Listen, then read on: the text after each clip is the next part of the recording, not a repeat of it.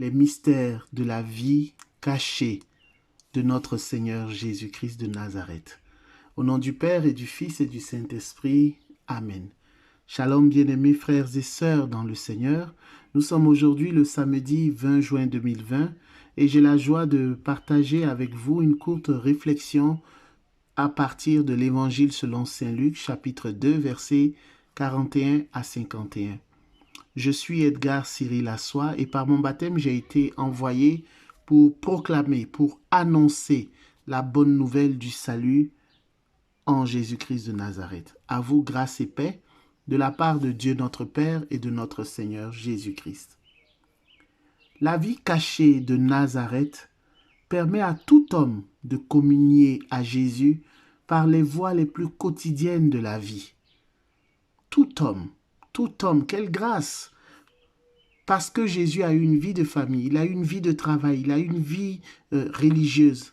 Alors toi aussi, parce que tu t'adonnes à des activités similaires, tu peux ainsi communier à Jésus. Tu peux devenir un avec le Seigneur Jésus-Christ de Nazareth. Nazareth est l'école où l'on commence à comprendre la vie de Jésus, l'école de l'Évangile. 3 leçons, bien-aimés frères et sœurs, à retenir, 3 leçons qui seront pour nous aujourd'hui notre bonne nouvelle. Première leçon, une leçon de silence d'abord. Que naisse en nous l'estime du silence, cette admirable et indispensable condition de l'esprit. Avant le premier commandement, il y a ces 2 mots, « Écoute Israël ». Ensuite, tu aimeras le Seigneur ton Dieu. Écoute. L'écoute doit nous plonger dans le silence. Le silence est nécessaire pour une bonne écoute. Deuxième leçon, une leçon de vie familiale.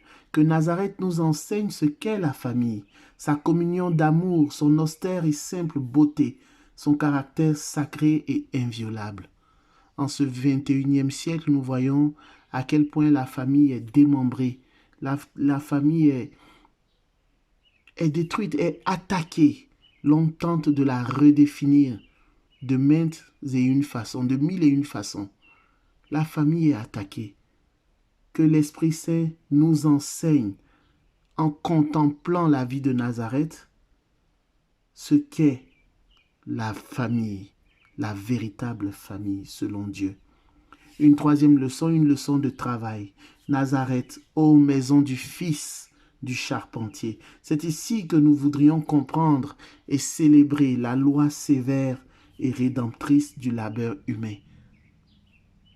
Le père de Jésus, le père terrestre de Jésus, Joseph, qui était charpentier, lui a enseigné à Jésus comment porter de gros morceaux de bois.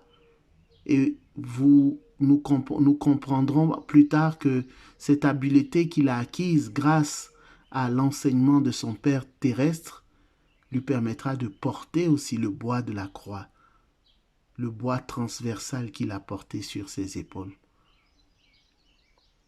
C'est un mystère. Luc nous révèle que Jésus était soumis à ses parents, mais Jésus était également soumis à la loi de Dieu. À 12 ans, l'âge de la maturité religieuse, c'est-à-dire l'âge à partir duquel on était considéré comme un adulte dans le judaïsme, Jésus avait le droit donc de demeurer dans le temple, dans la synagogue, pour son éducation religieuse, pour écouter les enseignements. Sa soumission à sa mère et à son père légal accomplit parfaitement le 4e commandement, tu honoreras ton père et ta mère afin d'avoir une longue vie. Cette soumission est l'image temporelle de son obéissance filiale à son Père céleste. L'obéissance du Christ dans le quotidien de la vie cachée l'a préparé à l'obéissance dans l'œuvre du salut, c'est-à-dire l'œuvre de restauration de ce que la désobéissance d'Adam avait détruit. Oui, la relation avec le père, avec la mère, avec les parents est tellement capitale pour notre relation avec Dieu. Comme Jésus, si tu t'engages dès aujourd'hui sur la voie de l'obéissance, toi aussi, tu seras en mesure de restaurer ce que ta désobéissance a détruit. Car l'Éternel nous le dit, l'Éternel trouve-t-il du plaisir dans les holocaustes et les sacrifices, comme dans l'obéissance à la voix de l'Éternel? Voici l'obéissance vaut mieux que les sacrifices, et l'observation de sa parole vaut mieux que la graisse des béliers. Le Seigneur préfère l'obéissance. Il préfère l'obéissance. Avec Isaïe, toi aussi tu seras capable. Tu relèveras des fondements antiques.